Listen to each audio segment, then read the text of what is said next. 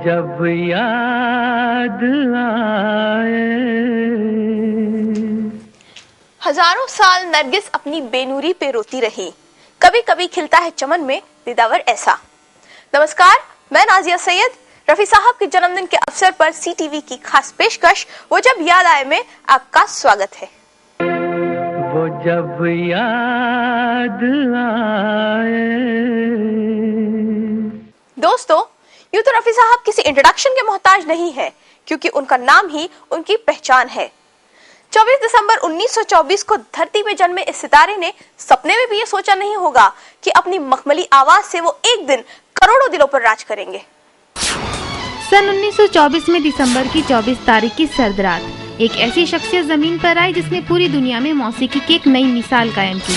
पंजाब के अमृतसर के पास एक छोटे से गांव कोटला सुल्तानपुर में संगीत के फनकार मोहम्मद रफी पैदा हुए। एक मिडिल क्लास मुस्लिम परिवार में जन्मे रफी साहब के पिता बाद में लाहौर चले गए। अपने माता पिता और 5 बड़े भाइयों के परिवार में फीको यानी रफी साहब सबसे छोटे थे। इसे उनके गाने का शौक कहें या खुदा की कुदरत की बचपन में ही उनके गांव में जब भी कोई फकीर गाना गाता था तो वे उनकी नकल किया करते थे और हूबहू वैसा गाया भी करते थे।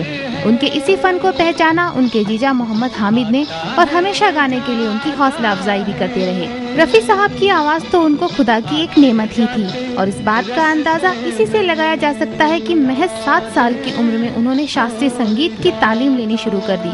उनके शास्त्रीय संगीत गुरुओं की फहरिस्त में उस्ताद बड़े गुलाम अली खान, उस्ताद अब्दुल वाहिद खान और फिरोज निजामी जैसे दिग्गजों के नाम शामिल थे। मखमली आवाज का जादू चलाने वाले रफी बहुत ही शांत स्वभाव के थे। जो मासूमियत उनके चेहरे पर झलकती थी वैसा ही मासूम उनका दिल भी रहा। उनके कामयाब जीवन में उनकी जिंदगी की हमसफर रही माझी यानी उनकी पत्नी बशीरा। शादी के बाद जब वो मुंबई में ही बस गए तब यहाँ के बांद्रा इलाके में उन्होंने रफी मेंशन बनवाया। अपने 4 बेटों और 3 बेटियों के भरे पूरे परिवार में रफी को किसी बात की कमी नहीं थी। उनकी आवाज ने उन्हें इज्जत, दौलत और शोहरत सब दिया।